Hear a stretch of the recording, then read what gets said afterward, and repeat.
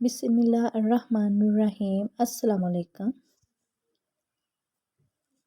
اگر آپ کو ویڈیو پسند آتی ہے تو لائک کریں اور چینل کو سبسکرائب کریں، اور آپ سے گزارش ہے کہ ویڈیو پوری دیکھا کریں تاکہ آپ کو بھی ثواب پہنچے اور مجھے بھی۔ حضرت علی رضی اللہ عنہ طلحہ بن ابو طلحہ کو چھوڑ کر لوٹ آئے۔ حضرت صلی اللہ علیہ وآلہ وسلم نے ان سے پوچھا، اے علی، تم نے اسے کیوں چھوڑ دیا؟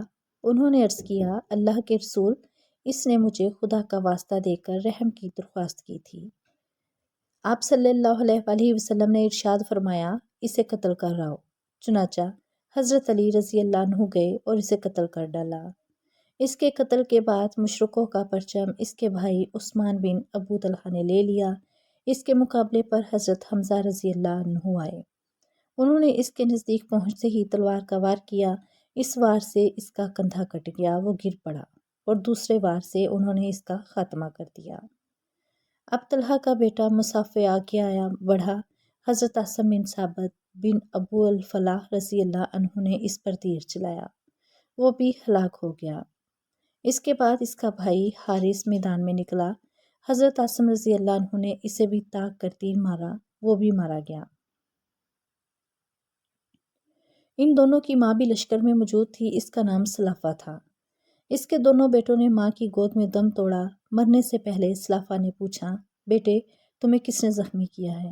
ایک بیٹے نے جواب دیا، میں نے اس کی آواز سنی ہے، تیر چلانے سے پہلے اس نے کہا تھا، لے اس کو سنبھال، میں ابو الفلاح کا بیٹا ہوں۔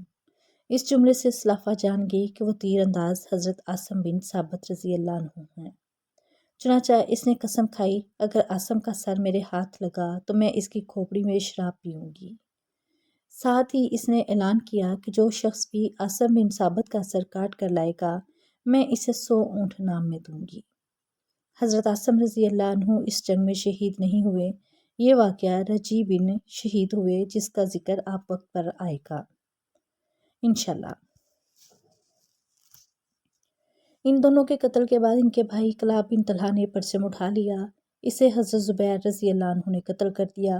کلاب کے بعد اس کے بھائی جلاس بن طلحہ نے پرچم اٹھایا۔ اسے حضرت طلحہ بن عبید رضی اللہ عنہ نے قتل کر دیا۔ اس طرح یہ چاروں اپنے باپ کی طرح وہیں قتل ہو گئے۔ ان کے چچا عثمان بن طلحہ اور ابو سعید بن طلحہ بھی اسی غزوہ احد میں مارے گئے تھے۔ اس کے بعد قریشی پرچم ارطاد بن شرجیل نے اٹھایا۔ اس کے مقابلے میں حضرت علی رضی اللہ عنہ آئے، وہ ان کے ہاتھوں مارا گیا۔ اس کے بعد شریع ابن کارس نے پرچم اٹھایا، وہ بھی مارا گیا۔ روایت میں یہ نہیں آیا کہ یہ کس کے ہاتھوں مارا گیا۔ اس کے بعد پرچم ابو زید بن عمرو نے اٹھایا، اسے حضرت قزمان رضی اللہ عنہ نے قتل کیا۔ اس کے بعد ان لوگوں کے غلام ثواب نے پرچم اٹھایا، یہ ایک حبشی تھا۔ اس نے لڑنا شروع کیا، یہاں تک اس کا ایک ہاتھ کٹ گیا۔ یہ جلدی سے بیٹھ گیا، پرچم کو اپنی گردن اور سینے کے سہارے اٹھائے رکھا، یہاں تک کہ وہ حضرت سعد بن ابی وقاص رضی اللہ عنہ کے ہاتھوں قتل ہوا۔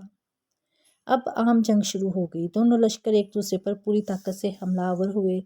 اس جنگ کے شروع ہی میں مشرکوں کے گھڑ سوار دستے نے 3 مرتبہ اسلامی لشکر پر حملہ کیا، مگر حضرت صلی اللہ علیہ وآلہ وسلم نے پہاڑی کے اوپر تیر اندازوں کا جو دستہ مقرر فرمایا تھا، وہ ہر مرتبہ تیروں کی باڑ مار کر اس دستے کو پیچھے ہٹنے پر مجبور کر دیتا تھا۔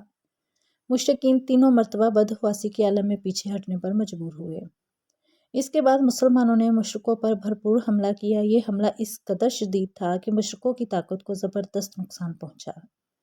اس وقت لڑائی پورے زوروں پر تھی۔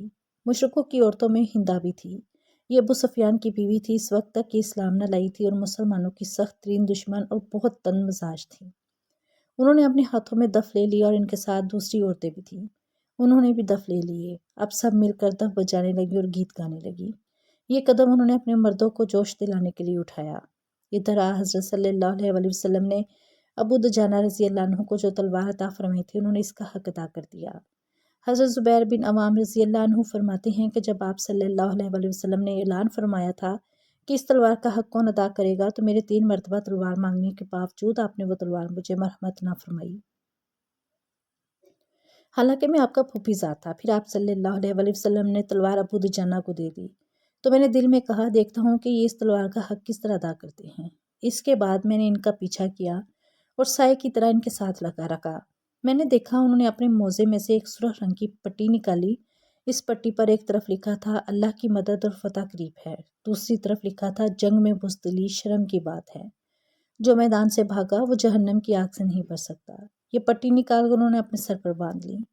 ان ساری مسلمانوں نے جب یہ دیکھا تو وہ بول اٹھے، ابو دجانہ نے موت کی پٹی باندھ لی ہے۔ ان ساریوں میں یہ بات مشہور تھی کہ حضرت ابو دجانہ رضی اللہ عنہ جب یہ پٹی سر پر باندھ لیتے تو پھر دشمنوں پر اس طرح ٹوٹتے ہیں کہ کوئی ان کے مقابلے پر ٹک نہیں سکتا۔ چنانچہ اس پٹی کے باندھنے کے بعد انہوں نے انتہائی خوفناک انداز میں جنگ شروع کر دی۔ وہ دشمن پر موت بن کر گرے، انہیں گاجر مولی کی طرح کاٹ کر رکھ دیا۔ دشمنوں کو اس حد تک قتل کیا کہ آخر یہ تلوار مڑ گئی اور مڑ کر درانتی جیسی ہو گئی۔ اس وقت مسلمان پکار اٹھے، ابو دجانہ نے واقعی تلوار کا حق ادا کر دیا۔ حضرت زبیر رضی اللہ عنہ کہتے ہیں کہ مشرکوں میں ایک شخص میدان جنگ میں زخمی مسلمانوں کو تلاش کر کر کے شہید کر رہا تھا۔ میری نظر اس پر پڑی تو میں نے دعا مانگی، یا اللہ اس کا سامنا ابو دجانہ سے ہو جائے۔ اللہ نے میری دعا قبول فرمائی اور اس کا آمنا سامنا ابو دجانہ رضی اللہ عنہ سے ہو گیا۔ اب دونوں میں تلوار کے وار ہونے لگے۔ اچانک اس مشرک نے ابو دجانہ رضی اللہ عنہ پر تلوار بلند کی۔